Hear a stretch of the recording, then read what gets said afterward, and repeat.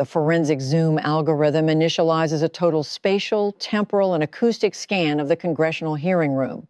The internal chronometer winds backward to establish the operational baseline, locking onto a temporal coordinate exactly 23 minutes prior to the structural anomaly. At this specific entry point, the atmospheric parameters of the room mathematically belong entirely to the target, Representative Maxine Waters. The system logs her physical entry sequence. She navigates into the coordinate closely followed by a biological attorney and a communications director who moves through the physical space like a human exit plan. The target carries a physical prepared statement, a document visually thick enough to register as structurally serious before a single alphanumeric character is read aloud. Printed in bold typography across the top page is the precise phrase, "Fighting for the people." The forensic audit categorizes this text not as a factual ledger, but as the standard operational banner, the familiar costume polished, until it shines brightly enough to systematically distract the optical grid from what is hiding directly underneath it. She delivers her opening acoustic remarks, projecting absolute, unyielding certainty. The algorithm measures a specific vocal frequency designed to leave absolutely zero physical room for queries, structurally treating any incoming question as disrespect prior to considering it as factual data. She projects the physical posture of a biological operator who has successfully survived multiple federal administrations, cable news cycles, ethics questions, riots, protests, and hostile interviews. The system notes she carries her physical framework as if each survival sequence had mathematically become proof of absolute innocence rather than mere proof of biological endurance. The acoustic transmission covers the standard, heavily trafficked operational terrain: the people, the struggle, the attacks, the history. It is the measured moral posture of an operator who has systematically calculated that if a subject wraps themselves tightly enough in the correct cause, the surrounding biological subjects will mathematically fail to ask for the financial invoice. Directly across the horizontal plane of the mahogany table, the primary optical sensors isolate Representative Mike Johnson.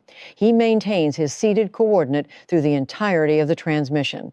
The system records his physiological metrics: zero visible irritation, zero boredom, and absolutely zero performative impressions for the broadcast array. He sits in a state of absolute mechanical stillness, stationed directly behind a thick tabbed binder. The algorithm classifies this specific physical object. It is mathematically not the kind of binder a legal operator brings to posture for television lenses. It registers as the kind of dense documentation a professor brings when the class requests a review and the professor possesses the prior knowledge that the final examination is going to be structurally ugly. When the committee chair executes a kinetic nod, granting him the floor, Johnson physically opens the binder to the first tab. The spatial contrast is instantaneous and mathematically severe. While the target had previously filled the acoustic space with raw physical force, Johnson immediately answers with rigid structural order. His vocal transmission registers a quiet, strictly measured cadence, Southern in origin, without deploying theatricality.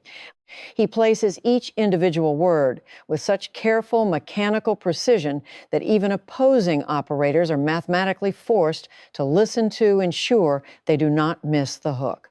He absolutely refuses to initiate an opening accusation, structurally recognizing that accusations provide political targets with a designated object to deny.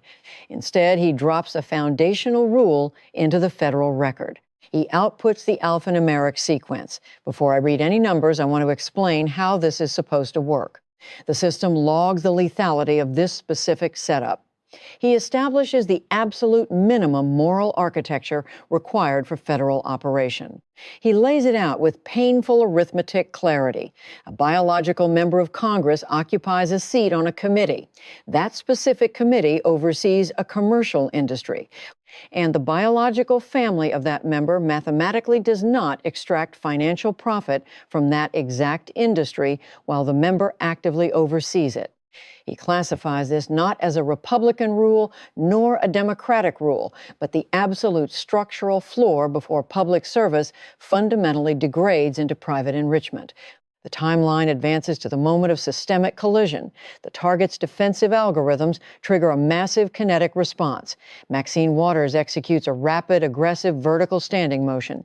The physical acceleration is so severe that her chair scrapes backward against the floor, generating a harsh, ugly acoustic friction that the live microphones immediately capture. She applies downward mechanical force, pushing one physical hand directly against the edge of the table to stabilize her posture, while extending her opposite hand to point directly at Johnson's spatial coordinate. For exactly 1 chronological second, the optical sensors record her, assuming the exact physical status she had spent 4 decades becoming, the absolute loudest biological subject in the room, capable of turning accusation into armor and volume into strategy.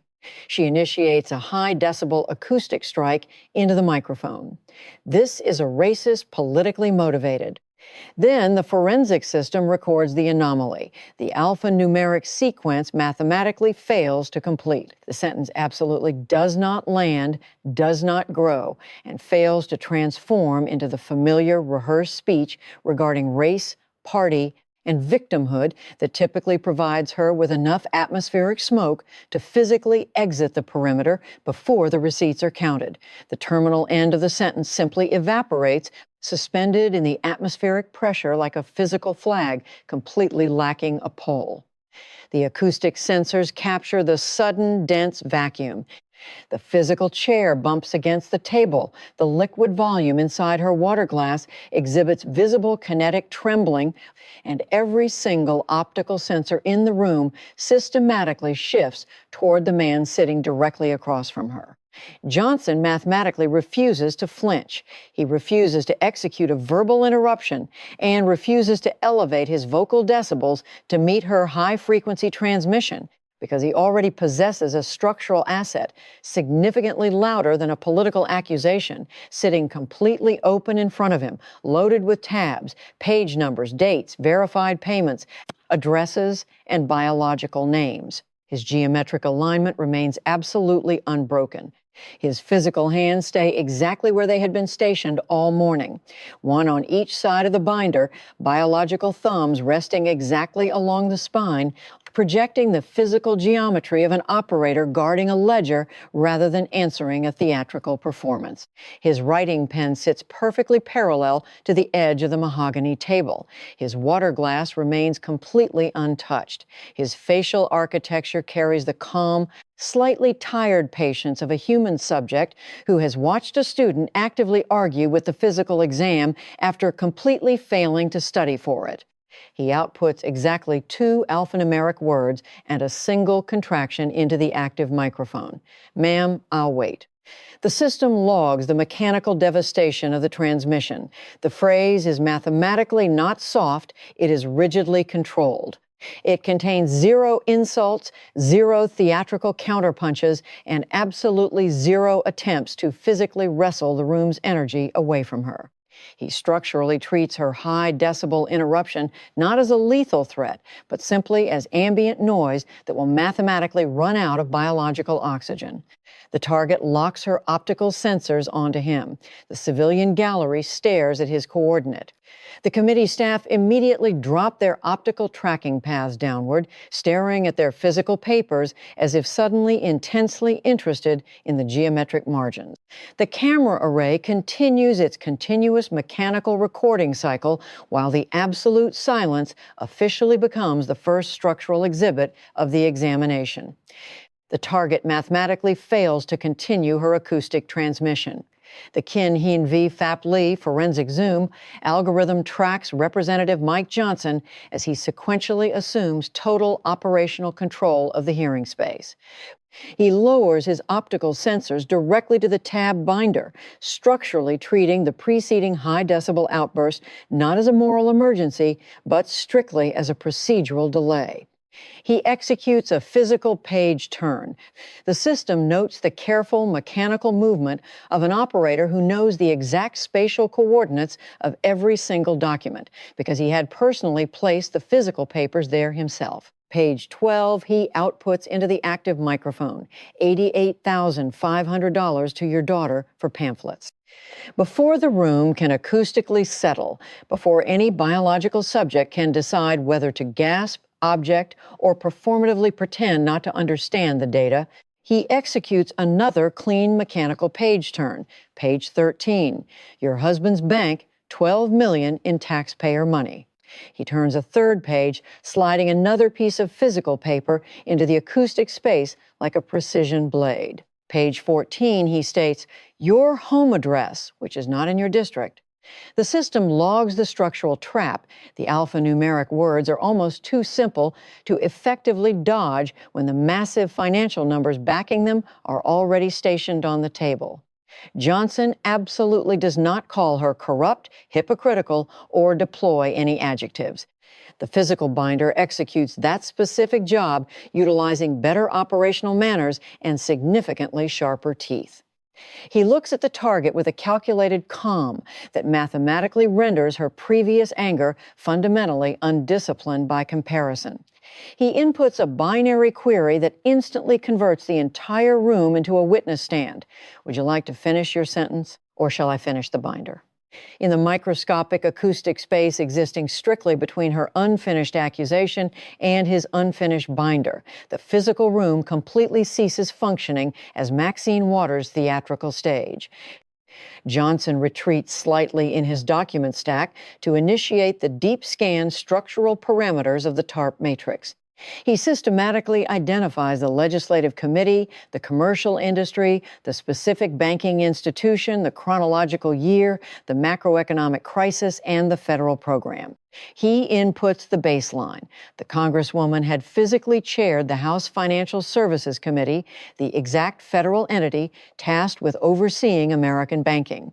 He establishes the chronological coordinate, September 2008. During the macroscopic financial crisis, while commercial banking structures were actively collapsing, the Treasury Department was officially administering the Troubled Asset Relief Program, or TARP. Billions of emergency taxpayer dollars were mathematically moving through the Washington architecture like floodwater breaching a broken levee. During this exact operational window, the public record explicitly verified that Waters arranged a physical meeting between Treasury officials and the corporate executives of One United Bank. Johnson measures the geographic baseline of this specific corporate entity. One United Bank was a minority-owned institution mathematically headquartered in Boston, Massachusetts. He drops the spatial contrast into the federal record. The bank was absolutely not localized in Los Angeles, not in California, and not within the designated district she federally represented. The physical coordinate was located roughly 3,000 miles away from the specific streets that systematically appeared in her campaign speeches. He executes another physical page turn, exposing the personal biological connection to the light. Waters' biological husband, Sidney Williams, mathematically held financial stock in One United and simultaneously sat on the bank's corporate board. Johnson verifies the data origin. It was structurally confirmed directly within the Congresswoman's own official financial disclosure documents. The system notes this data was not whispered in a hallway or invented by a political enemy. It was stationed directly in the exact category of document politicians file under the assumption that the civilian voting grid will mathematically never read it. The optical sensors capture an immediate kinetic reaction from the target. Waters leans rapidly toward her microphone, her biological instincts triggering the old operational reflex to interrupt before the narrative frame permanently hardens around her coordinate. Mr. Speaker, I arranged that meeting to advocate for minority-owned banks across this country, and I will not sit here while you. Johnson mathematically refuses to chase the interruption. He absolutely does not raise a physical hand in anger, and he outputs zero performative outrage, recognizing that outrage would structurally rescue her by converting the procedural hearing into a chaotic shouting exchange. His writing pen remains exactly parallel to the binder's edge, his water glass completely unmoved, his physical posture maintaining the exact same slight forward lean of an operator who understands that silence functions as a lethal trap.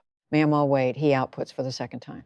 The acoustic delivery is absolutely not louder or sharper, but precisely patient enough to mathematically render her high decibel interruption physically smaller than the paper document he is actively preparing to read. The civilian gallery processes the phrase, structurally storing it as they recognize the alphanumeric sequence has returned for a specific tactical reason. Waters completely stops her vocal transmission. Johnson continues his mechanical delivery as if he had merely allowed a passing vehicle to physically clear the operational grid. He inputs the terminal financial metric. One United received $12 million in TARP bailout funds. He holds up a physical hand before she can initiate another kinetic intercept, structurally signaling to the room that he already possesses her defensive algorithm on the very next page.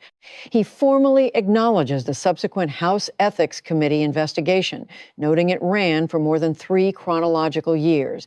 He inputs their exact conclusion. They cleared Waters personally, legally finding that her chief of staff, not Waters herself, had structurally arranged the specific meeting details. He then places the page down and allows the structural contrast to independently sharpen. While she was officially cleared of the ethical charge, the $12 million was mathematically never returned to the federal grid. The financial bailout structurally occurred. The specific bank was later completely shut down by federal regulators.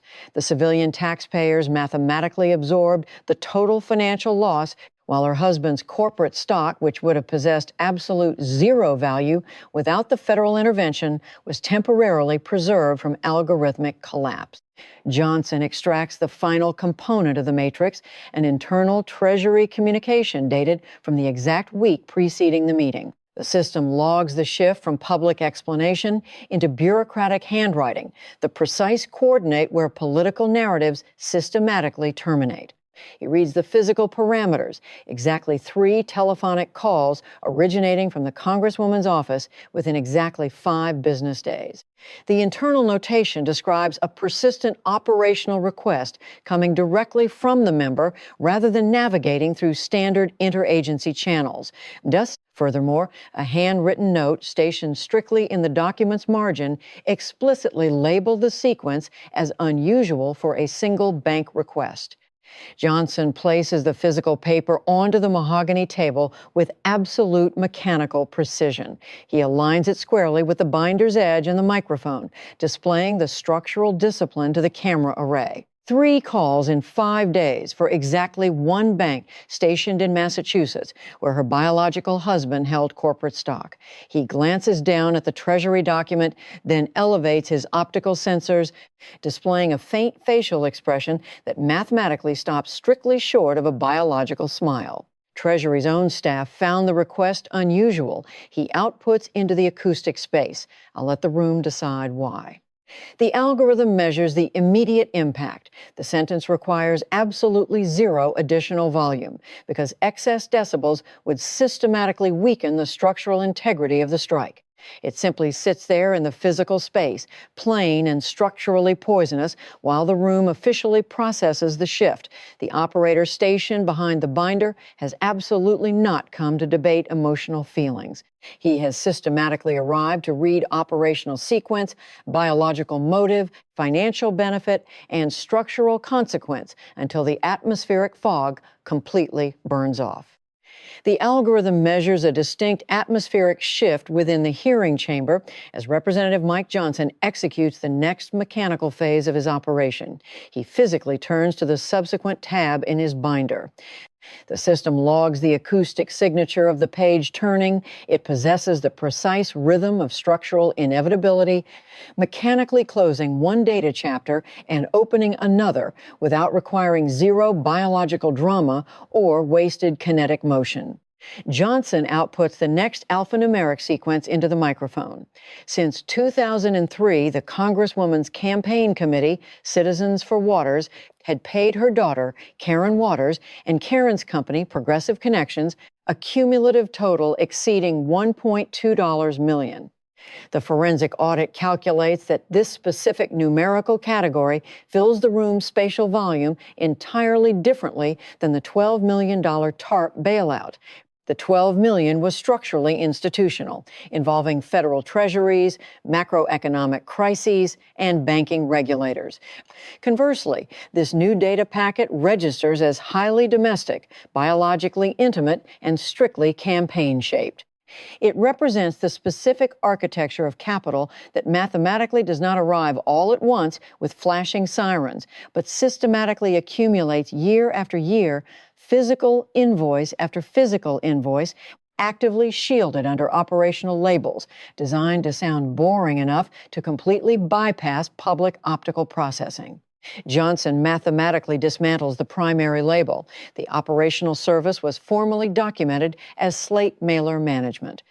The algorithm notes this terminology sounds sufficiently dull to slip past any biological subject who lacks a foundational understanding of the California political grid. Johnson ensures the entire room completely understands the mechanical reality of the operation before the target can structurally hide behind the vocabulary. He clarifies the physical object. A Slate mailer is mathematically not an advanced voter contact operation equipped with secret predictive algorithms or battlefield-level logistics. It is fundamentally just a physical pamphlet. It functions as a printed list of candidates and ballot measures physically mailed to localized voters. While the system acknowledges it is a common practice within California state politics, Johnson isolates the terminal anomaly. Maxine Waters was mathematically the only federal politician in the entire United States actively operating such a Slate mailer program. She was absolutely not one example in a crowded field. She had structurally built an entire biological family payment stream around one lonely, isolated arrangement. He executes another page turn, and the individual financial payments begin marching in rigid, chronological order. In the 2022 election cycle, Karen Waters received $192,300, including $81,650 in 2021 and $88,500 in 2022 for Slate mailer management alone. He logs that additional capital transfers were mathematically listed under separate, equally sanitized categories: administrative services, fundraising, and rally expenses. The system notes that biological operators do not write family payroll on federal disclosure forms when the label administrative services can successfully carry the exact same capital utilizing a significantly cleaner shirt. Johnson introduces a secondary biological variable. He inputs the data regarding her biological brother, Edward Waters. This operator had mathematically received exactly $115,000 over an 8-year chronological period. His official occupation was structurally listed on the federal grid as a high school basketball coach and a sometime political consultant. The phrase sometime political consultant drops into the acoustic space like a biological anomaly that the room's processing matrix mathematically fails to classify. Johnson elevates his optical sensors from the printed page. For the absolute first time, a micro-expression registers on his facial architecture, hovering near the parameters of a smile, but structurally refusing to fully deploy one. He outputs his diagnostic. In exactly 30 chronological years of practicing law, he had never once encountered that specific occupational title, and upon physically checking the Federal Bureau of Labor Statistics database, he verified they had never encountered it either. The civilian gallery executes a wave of uneven, highly guilty laughter. The system categorizes the biological response. The subjects are laughing strictly because the factual reality is mathematically ridiculous, and it is ridiculous precisely because the target's operational machine expected it to seamlessly pass as normal. Waters completely fails to execute a smile, recognizing that absolutely nothing drains humor from an enclosed coordinate faster than the structural realization that you are the exact reason the room is laughing. Johnson mathematically ignores the laughter, proceeding directly to the market deviation analysis. He produces a structural market comparison of Slate mailer management services, specifically within Los Angeles County. He isolates comparable commercial firms possessing similar operational scope, similar pamphlet volume, and similar geographic distribution areas. He inputs the baseline control group. Comparable firms mathematically charged approximately $26,000 per single election cycle. He inputs the targets variable. Karen Waters' firm systematically charged exactly $88,500 for the exact same physical service. Johnson executes the terminal division. It is mathematically not a rounding error, nor a standard commercial premium. It is exactly 3.4 times the established market rate. The algorithm notes that this specific numerical multiplier impacts the target significantly harder than any spoken adjective. A political operator can acoustically deny an adjective, but structural multiplication merely sits on the table and mathematically refuses to care about biological feelings. The target's kinetic defense algorithms trigger again. Waters leans forward, her physical body choosing confrontation before her cognitive argument has structurally formed. My daughter works, she snaps into the microphone, deploying the standard human shield that political operators reflexively utilize when the financial invoice looks mathematically severe. Johnson executes an acoustic cut utilizing a blade thin enough to slip precisely between her alphanumeric words. He deploys zero heat and zero anger. I'm sure she does, ma'am, at 3.4 times the going rate. The system logs the absolute viciousness of the line. It leaves zero visible bruises on the surface, but mechanically forces the entire table into absolute silence. He immediately pulls his final structural mechanism for this section, extracting an analog printout from the Los Angeles Times. He establishes the temporal coordinate, the chronological year 2004, a point in time when the federal investigations into her family payments had already exceeded the $1 million threshold. A reporter had mathematically asked Waters to explain the capital flow.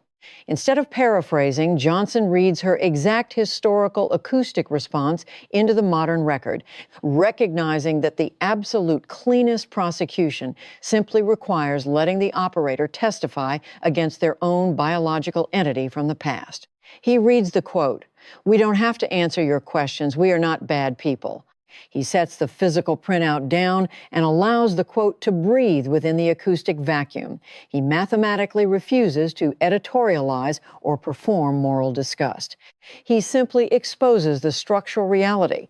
When questioned regarding capital flowing to biological family members, her operational defense was absolutely not a ledger, not a market comparison, and not an explanation of physical services rendered. It was a complete acoustic refusal paired with a subjective character reference. Johnson structurally aligns the quote directly beside the active spreadsheet. $12 million to a bank where her husband held stock.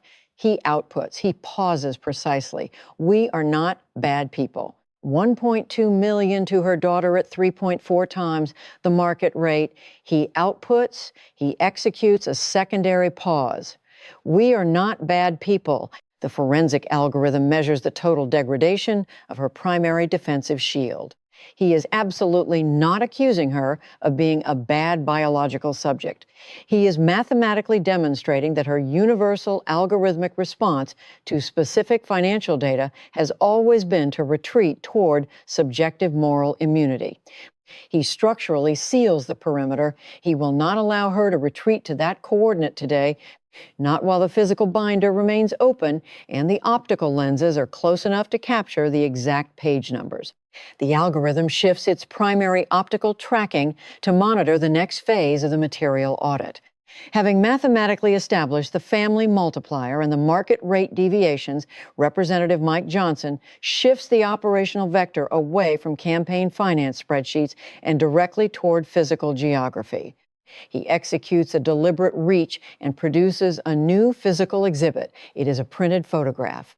The system logs its visual parameters. It is an aerial perspective, printed strictly on standard, plain paper, completely devoid of glossy finishes or theatrical enhancements.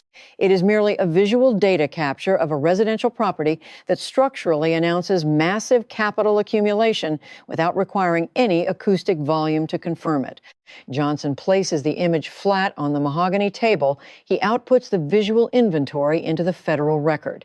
The physical architecture includes a private swimming pool, a gated security entrance, and mature landscaping the quiet, precise geometry of money arranged strictly within a neighborhood where the ambient silence itself mathematically registers as expensive. He establishes the exact spatial coordinate. The Congresswoman's primary residence is localized in Hancock Park.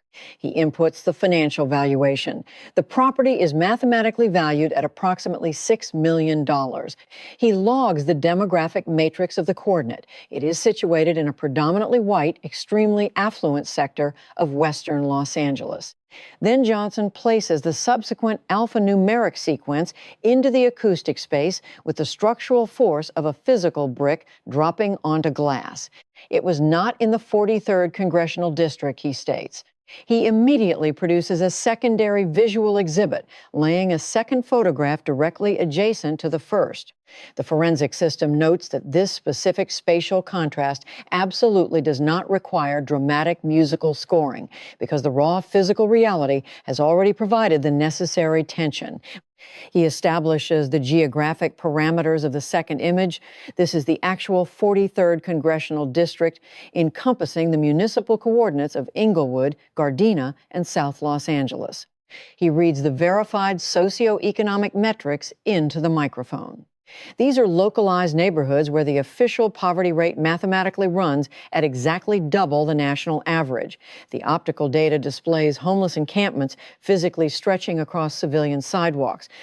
It displays biological subjects, specifically children who are structurally forced to navigate these exact encampments on their daily pedestrian routes to educational facilities. It displays commercial storefronts carrying the physical scars of localized unrest, the exact type of visual data that mathematically never appears in campaign brochures unless a political operator specifically requires a theatrical backdrop. Johnson executes a precise physical demonstration. He extends his right index finger and physically touches the second printed image. Her constituents live there. He outputs.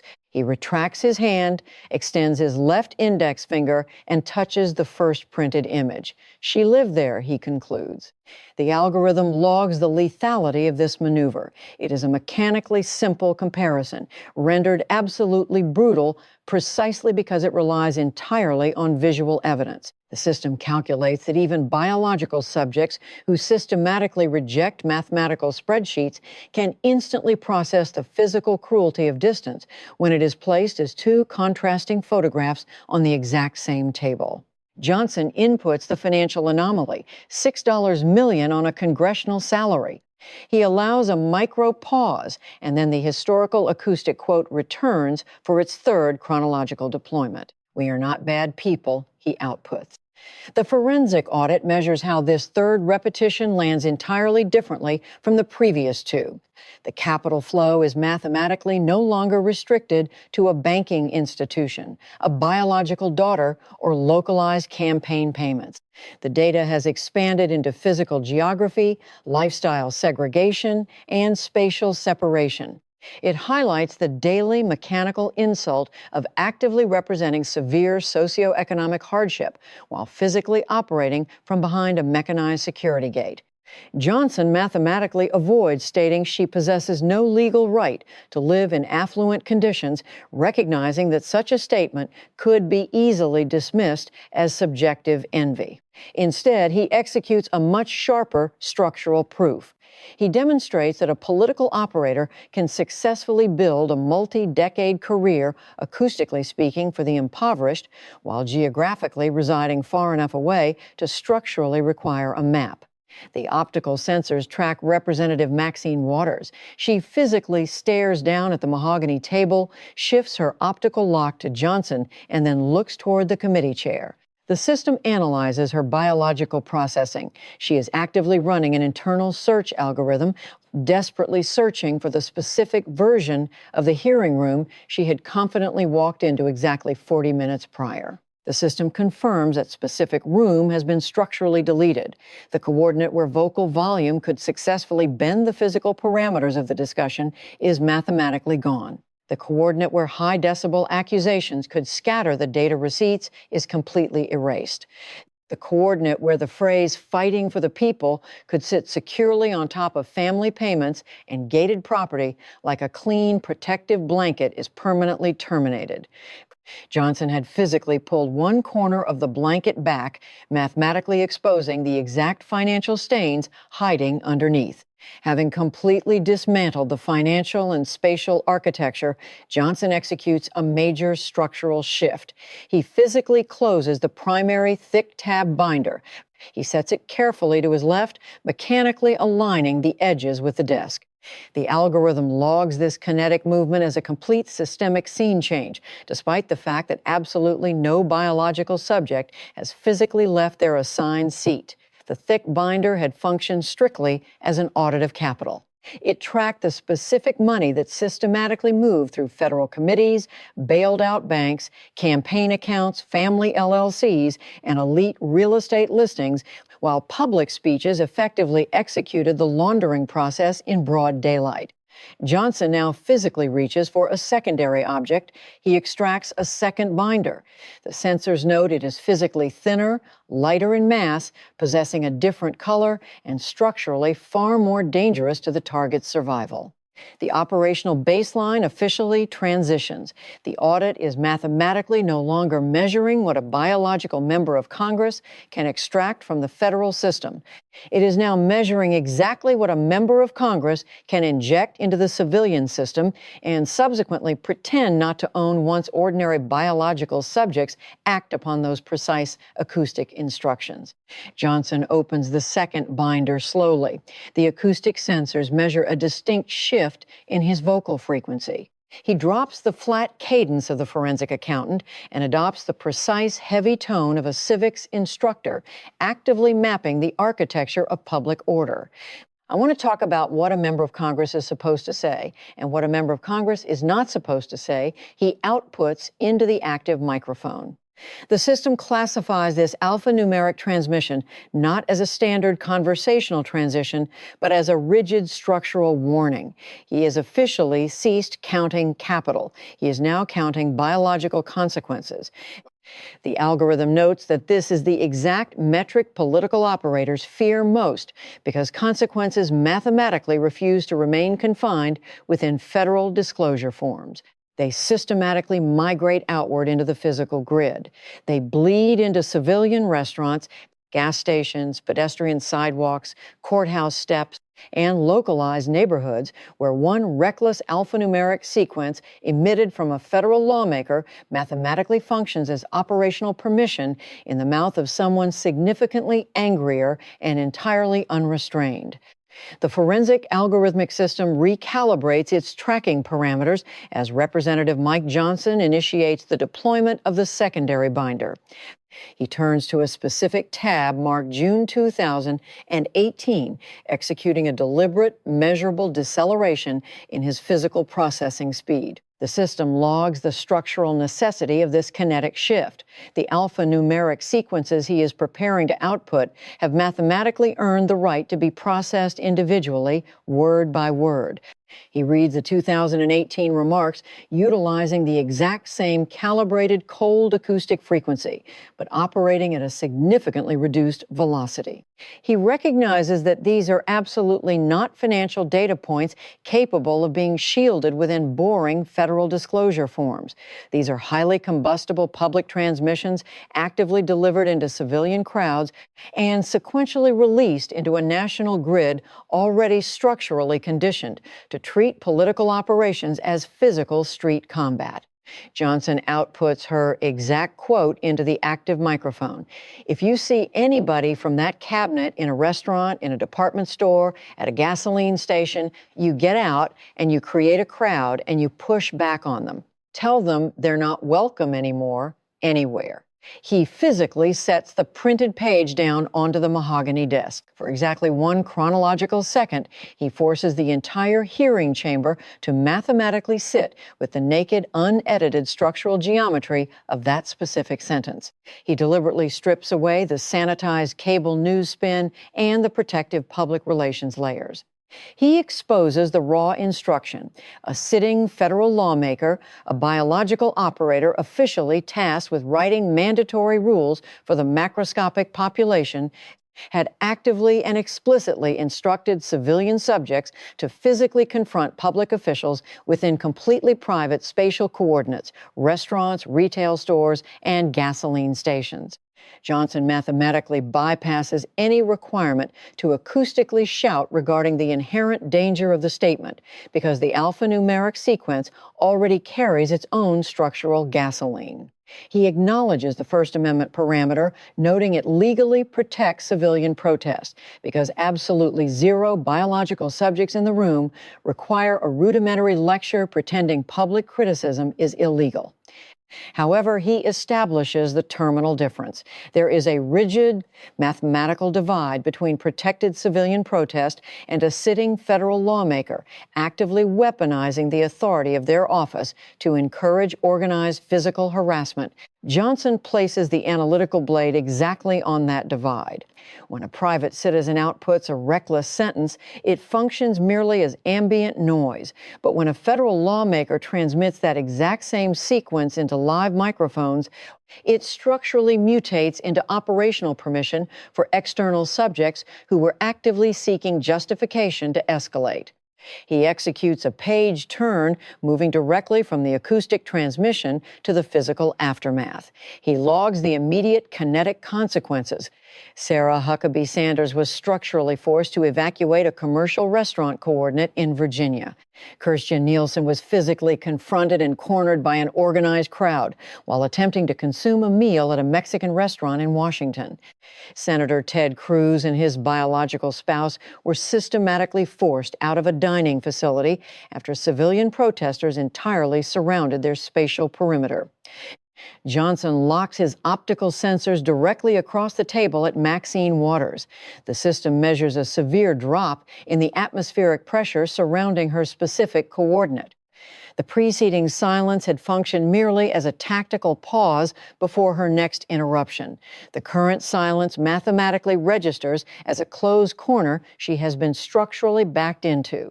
The Congresswoman did not condemn those incidents, Johnson outputs. And when asked whether she regretted her remarks, she said she had nothing to do with the way people decided to protest. He reads the sequence completely devoid of a raised eyebrow or a theatrical pause. The structural contradiction requires 0 external amplification. One sentence explicitly commanded civilian subjects to physically create a crowd and push back. The subsequent sentence immediately claimed total operational distance from the exact crowd once the physical pushing mathematically commenced. The system logs that both sentences absolutely cannot survive within the same physical room unless every subject present mutually agrees to pretend that acoustic language completely lacks a memory drive. Johnson advances the timeline to April 2021. The internal thermal sensors detect a different classification of temperature drop within the chamber. The temporal coordinate aligns with the Derek Chauvin trial. The algorithm notes this was absolutely not a standard political event or a routine cable broadcast. It was a highly volatile murder trial actively monitored by the entire national grid, while the civilian jury had mathematically not yet initiated their internal deliberations. The structural stakes were legal, civic, racial, and highly combustible. He logs the target's physical movement. Waters explicitly traveled to Brooklyn Center, Minnesota. He maps the spatial deviation.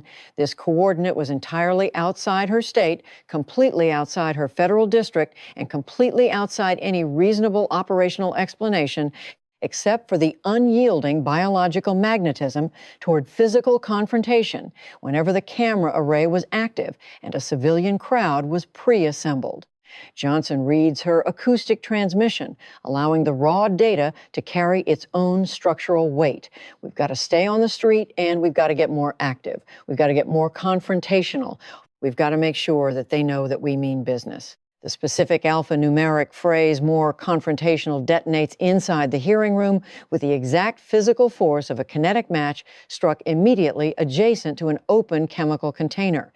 The system classifies it. It was absolutely not a policy proposal, not a legal argument, and not a plea for civilian calm.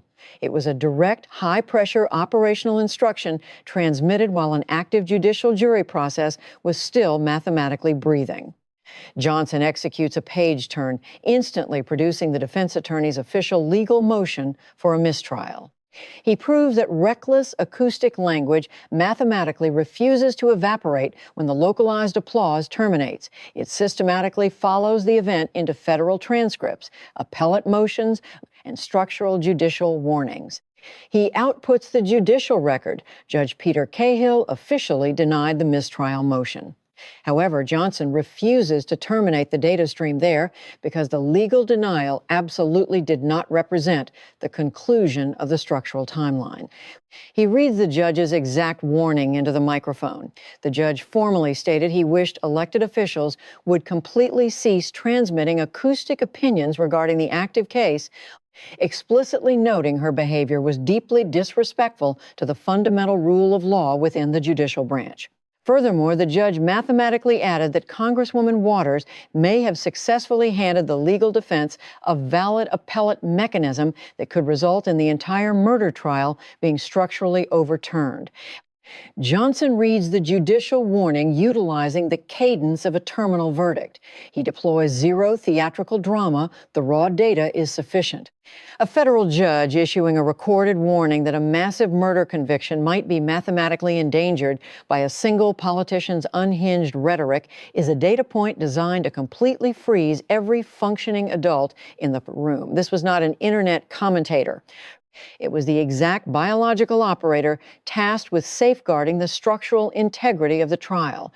Johnson then inputs the target's verified historical response to the judge's warning. Waters had acoustically dismissed the judicial operator, publicly stating the judge was way off track. Johnson pauses to force the room to actively measure that exact spatial gap. On one vector, a federal judge issuing a severe warning regarding a compromised murder conviction. On the opposing vector, a federal congresswoman casually brushing his legal authority aside as if he were a standard civilian heckler at a localized town hall.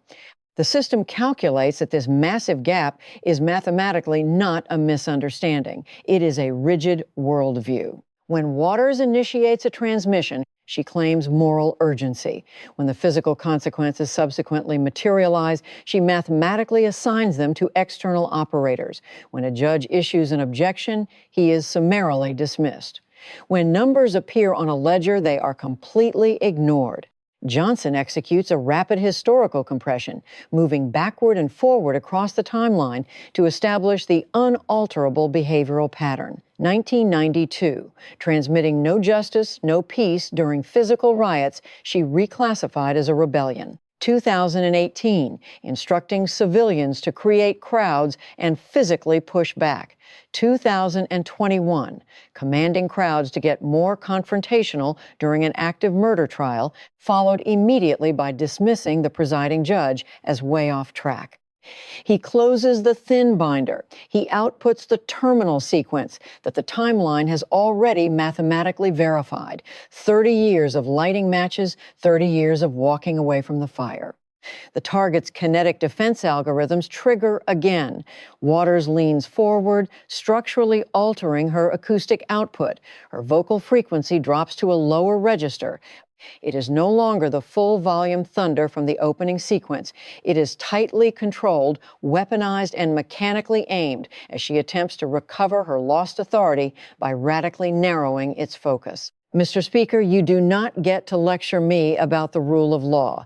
Not you, not your party, not after January 6th, she transmits. The system logs the exact tactical purpose of the alphanumeric sequence. The phrase January 6th functions strictly as the designated emergency exit in her operational architecture.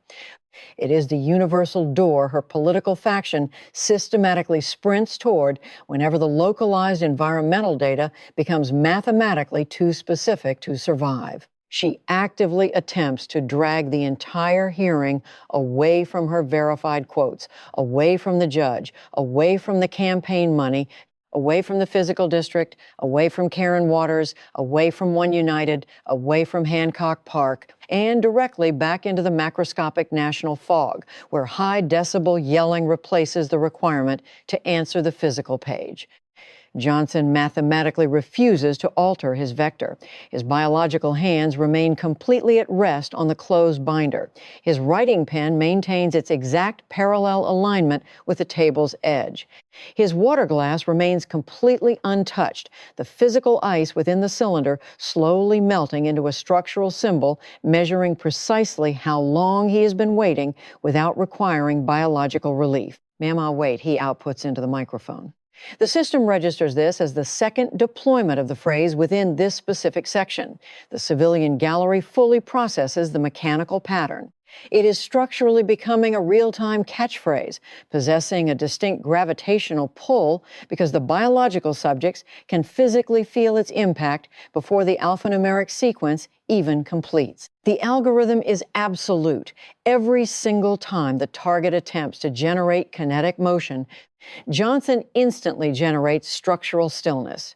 Every time she attempts to expand the operational subject, he mathematically compresses it, rendering it tighter, more factual, and increasingly impossible to physically escape. She completes her January 6th acoustic transmission, but the audio file hangs in the atmospheric pressure, entirely disconnected from the physical reality of the table. It registers as an automated speech, actively searching for an operational room that mathematically no longer exists. Johnson allows the acoustic energy to completely dissipate. He then physically seizes the timeline back with an insulting level of mechanical precision. We're not discussing January 6th, ma'am. We're discussing your words to a crowd in Minnesota and a judge's response. Would you like me to read the judge's statement again?